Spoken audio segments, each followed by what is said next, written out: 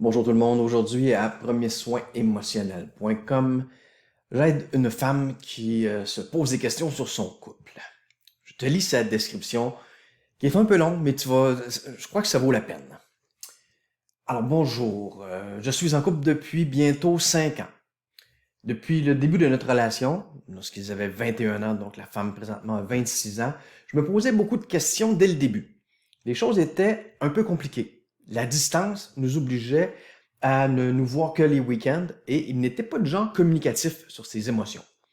Mes amis se sont mis en couple à peu près au même moment et dès le début, je voyais la différence entre leur relation et la nôtre. Elles étaient calmes, sereines, tandis que moi, je me posais déjà beaucoup de questions. J'avais du mal à cerner les sentiments de mon copain, mais les choses ont continué entre nous car nous avions un fort lien et beaucoup de complicité. Bon, nous avons emménagé ensemble au bout d'un an environ et on a vécu dès lors une relation mouvementée, rythmée de multiples micro-ruptures. Déjà, ça sent pas très bon. Dès le début, il y a des signes. Mais bon, on est en amour, on s'aime. Il y a une période d'adaptation. OK, parfait. À l'heure actuelle, je suis complètement perdu. Nos ruptures ont toujours eu le même motif. En gros, un manque d'affection, d'attention de sa part, puis un manque de communication, un manque d'investissement de la part de mon compagnon.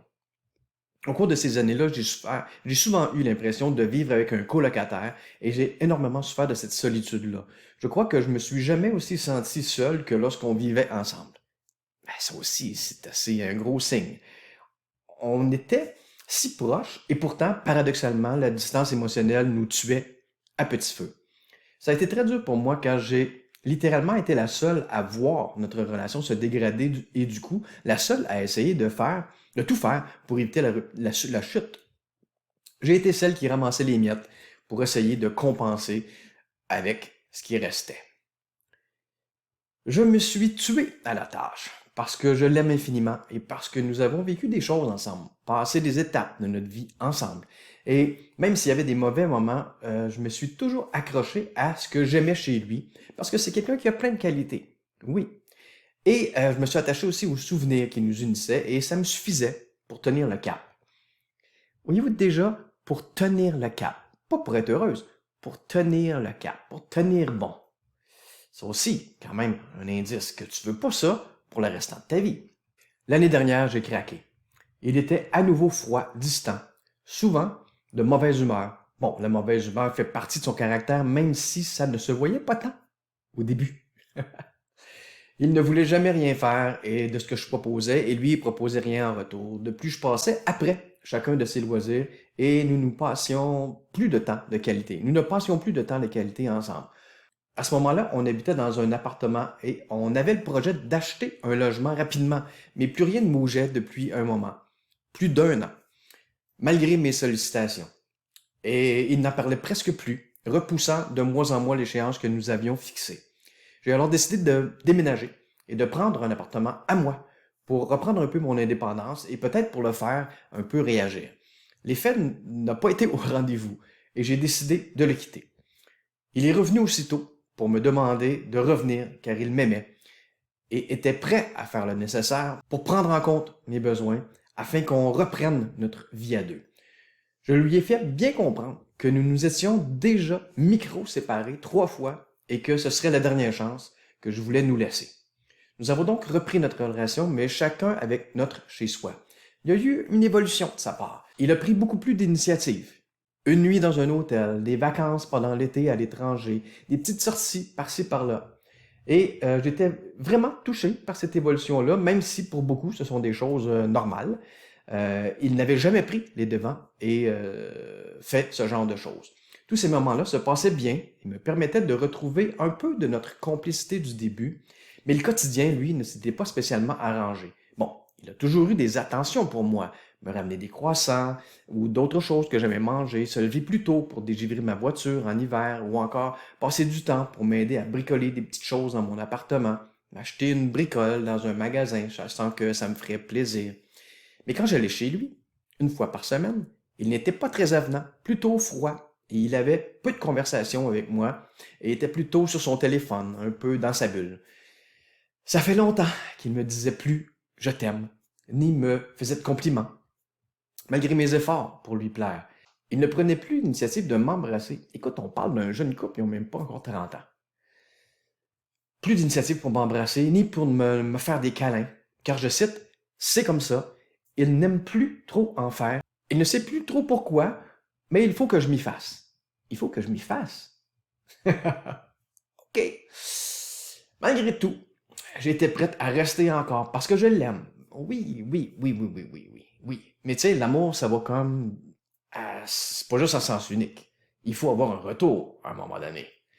Et la dame le sait, elle écrit, ce n'est pas un argument, mais je suis attaché à lui à un très haut point et j'ai passé mon temps à, à faire tout pour que ça fonctionne, à tel point que j'arrive pas à me résoudre à le perdre. Là, il faut peut-être se demander, est-ce que dans l'hésitation de partir, il y a une partie qui refuse de partir pour, parce qu'elle veut pas se dire qu'elle a tout fait ça puis que ça n'a rien donné? Si c'est ça, à un moment donné, et je l'ai vécu personnellement, on est face à deux choix. Réaliser qu'on a échoué notre couple ou rester dans un couple qui ne nous satisfait plus, de toute évidence, et échouer notre vie. La dame continue en disant, à un moment donné, tout s'est effondré lorsqu'il m'a dit qu'il ne voudrait jamais d'enfant. Oh, palaille! Là, j'ai décidé de le quitter il y a un mois et c'était la chose de trop. Depuis, il revient comme il est toujours revenu. La dame est elle voit très clair dans son jeu. Je te quitte, tu reviens à la charge, tu fais des efforts. Une fois que je reviens, tu redeviens ton naturel, tu m'ignores, je te quitte, t'as peur, tu reviens, tu fais des efforts. Elle le voit, le cycle. Donc, il a fait la même chose. Il me dit qu'il n'avait jamais réalisé que je comptais à ce point pour lui, qu'il ne se voit pas vivre sans moi. Car c'est comme si on lui avait arraché une partie de lui-même. Il me dit qu'il se sent vide sans moi et qu'il est désolé car il ne se rendait pas compte de son comportement et qu'il me prenait trop pour acquise quelque chose qu'il a eu tort de faire. Il m'explique que son enfance l'a incapacité et que de ce fait, il n'est pas capable de faire des câlins et il est peu communicatif. Il m'a aussi dit qu'il veut voir un professionnel pour en parler et qu'il préfère avoir un enfant avec moi plutôt que de vivre sans moi. Bon, hey, ça, on va prendre 3 secondes, là. Il veut pas un enfant. Il dit pas je veux un enfant. Il dit je préfère avoir un enfant avec toi plutôt que de te perdre. Sauf que là, on parle d'un enfant. On parle pas OK, je vais faire un petit compromis. Sais-tu, moi, je vais emménager avec toi plutôt que de risquer de te perdre. Je vais aller consulter un psy plutôt que de risquer de te perdre. Ça, ces compromis-là, ça n'implique que le monsieur et la dame. Si jamais ça fonctionne pas, ben, il n'y a personne d'autre qui paye pour ce compromis-là. Là, un enfant, ce n'est pas un compromis. C'est un engagement à vie. Et là, je préfère avoir un enfant avec toi plutôt que de te perdre. Ce n'est pas une bonne motivation pour avoir un enfant. Donc, récemment, il m'a envoyé un message qui m'a bouleversé parce qu'il m'a listé tout ce qu'il voudrait faire avec moi si je lui laissais encore une dernière chance de me prouver qu'il a mûri. De mon côté, je ne sais plus quoi penser. J'avais déjà donné ma dernière chance, mais je l'aime tellement. Je le connais par cœur. Je sais ce qu'il pense dans telle ou telle situation, ce qu'il va dire. J'ai l'impression de toujours avoir vécu avec lui. J'ai peur de regretter ma décision si je le quitte, parce que je l'aime toujours. Et d'un autre côté, je sais que comme les autres fois, il y a des bonnes chances que ce soit insuffisant, même si je lui donne cette autre chance-là, qu'il me dise des choses qu'il ne pourra pas tenir. Mais on ne peut jamais vraiment savoir. Il avait quand même déjà fait l'effort de prendre des initiatives. Il me dit que, comme il a réalisé des choses, qu'il n'est pas indifférent, même qu'il a souvent eu l'air, et que ce serait un gâchis si je le quittais maintenant. Je sais plus trop où j'en suis, parce que je l'aime.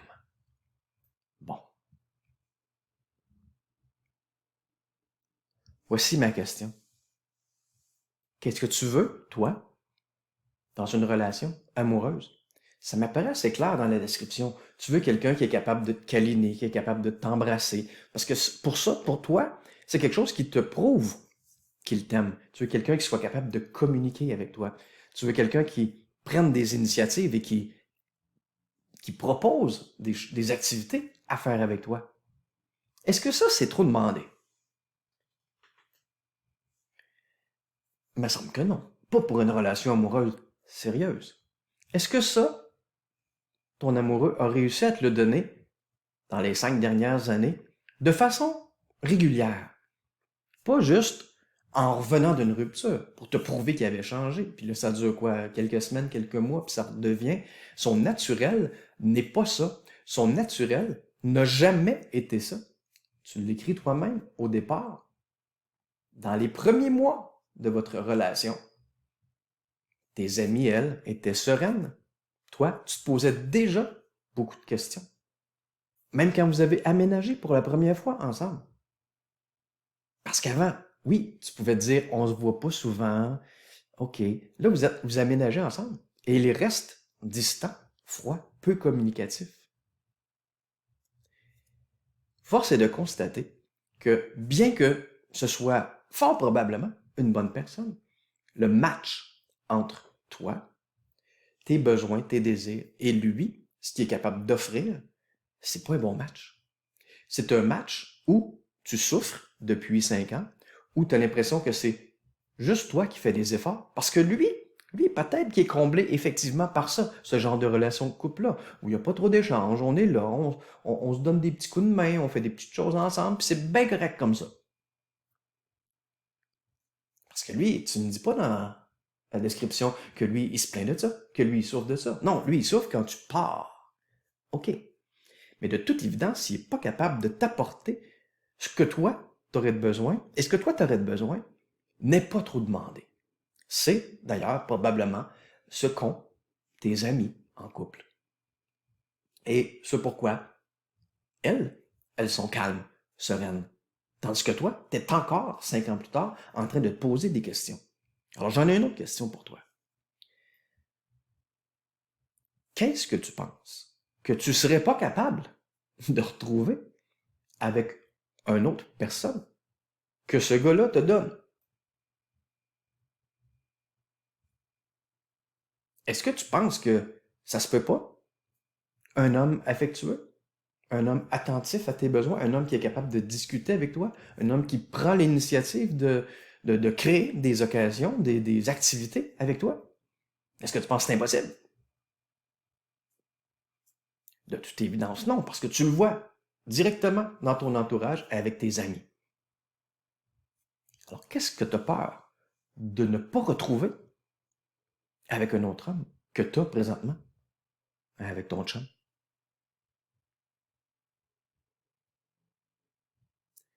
Moi, je pense que tu dois faire le deuil de cette relation-là pour laquelle tu as beaucoup donné et pour laquelle tu n'as pas récolté beaucoup de fruits de ces efforts-là. C'est pas comme si tu n'avais pas essayé. C'est pas comme si tu n'y avais pas donné de chance. C'est pas comme si tu étais parti à la première difficulté. Mais c'est un cycle dans lequel vous êtes pris toutes les deux. Qu'est-ce que tu as peur de perdre? Qu'est-ce que tu as peur de ne pas retrouver avec quelqu'un d'autre? Tu vas retrouver, tu me dis, écoute, je suis attaché, on a vécu des choses ensemble, tu vas vivre des choses avec la prochaine personne. Tu vas créer des nouveaux souvenirs avec la prochaine personne et fort possiblement que ces souvenirs-là vont être plus positifs. Tu le sais très précisément ce que tu veux. Tu veux quelqu'un d'affectueux. Tu veux quelqu'un qui est capable de communiquer. Tu veux quelqu'un qui te fasse sentir aimé. Tu veux quelqu'un qui est capable de faire des activités, de penser, d'avoir des initiatives d'activités avec toi. Et tu veux quelqu'un qui veut des enfants. Pas pour éviter de te perdre, qui désire avoir des enfants. Alors, go, cherche ça. Cherche ça. Et crois que c'est possible. Il y a des gens, peut-être dans ton entourage même, qui connaissent des hommes comme ça, qui serait à la recherche de quelqu'un comme toi, qui est capable de... Écoute, si tu as prouvé quelque chose, c'est que tu es capable de mettre beaucoup d'efforts pour qu'un couple réussisse. Ben, il y a des gens qui cherchent ça. Puis il y a des gens qui aiment une demoiselle affectueuse, qui aime ça les câlins. On cherche ça. Il y a des gens qui cherchent ça. Et toi, tu as ça et t'offres ça à quelqu'un qui ne sait pas l'apprécier. Alors pour monsieur, ben là, toi, tu sais que tu veux pas d'enfant. Fait que ça te prend quelqu'un qui ne veut pas d'enfant. Et ça aussi, ça existe. Il faut croire que ce que tu cherches, ça existe. Veux-tu bien me dire pourquoi tu restes accroché à une femme que tu n'es pas capable de satisfaire de toute évidence, puis qui revient à la charge avec des demandes qui ne sont pas naturelles pour toi? Ça doit finir par être agaçant. Ça doit finir par être pénible de ne pas se sentir à la hauteur dans une relation parce que ce qu'on a à donner n'est pas suffisant pour l'autre personne. Toi aussi, qu'est-ce que tu fais là? Qu'est-ce que tu fais là? Trouve-toi quelqu'un qui est un meilleur fit avec toi. Quelqu'un pour qui ce que tu as à offrir, parce que la dame l'écrit, tu as plein de qualités. Bon, parfait. Trouve-toi quelqu'un qui est très contente d'avoir quelqu'un comme toi avec les qualités que tu as et que les défauts que cette dame-là te souligne, ben, ça ne la dérange pas. Ça ne la dérange pas. Elle, les câlins, elle n'a pas tant besoin. Puis tes petites attentions que tu fais, ça la comble. Alors crois que c'est possible et arrête de t'accrocher à une relation où tu ne te sens pas à la hauteur parce que tu aurais peur de perdre quoi au juste. Même conseil que la dame. Crois que trouver un meilleur match pour toi, c'est possible. Et va à la recherche de ce meilleur match-là. Alors en résumé, lorsqu'on vit des choses qui sont difficiles, il y a 4 étapes. La première, on explore, fait qu'on regarde, ah, ça, j'aime ça, j'aime pas ça. Puis si tu n'aimes pas ça, tu te sers de cette insatisfaction-là pour faire qu'est-ce que j'aimerais à la place. Et pour la dame, c'est très clair ce qu'elle aimerait à la place. C'est la troisième étape où ça bloque pour la dame, parce que là, il faut croire que ce qu'on désire, c'est possible. Et là, de toute évidence, ce n'est pas très possible avec ce conjoint présent. Mais ça pourrait être très bien possible avec quelqu'un d'autre. Et lorsque tu vas être convaincu que tu peux avoir ce que tu cherches avec quelqu'un d'autre, ben, tu vas faire naître l'espoir. Et l'espoir va t'amener à faire des pas pour aller chercher cette personne-là. Ces 5 dernières années-là t'auront permis de vraiment bien savoir, être vraiment bien sûr de ce que tu veux dans une relation amoureuse et de ce que tu veux pas. Donc, parfait. Remerciez-vous mutuellement, les deux, monsieur et madame, de vous être permis ça, de savoir un peu plus ce que vous étiez, ce que vous souhaitez dans une relation et que lorsque vous ne l'avez pas, vous en souffrez. On ne veut pas être dans une relation amoureuse pour souffrir. On veut être dans une relation amoureuse pour s'épanouir, pour se sentir soutenu, pas ignoré. La vie est trop courte pour souffrir. Ni au travail, ni dans une relation amoureuse, ni nulle part. Alors, présentement, tu souffres. Qu'est-ce que cette souffrance te fait souhaiter? Et trouve des arguments qui supportent l'idée que ce que tu souhaites, c'est possible.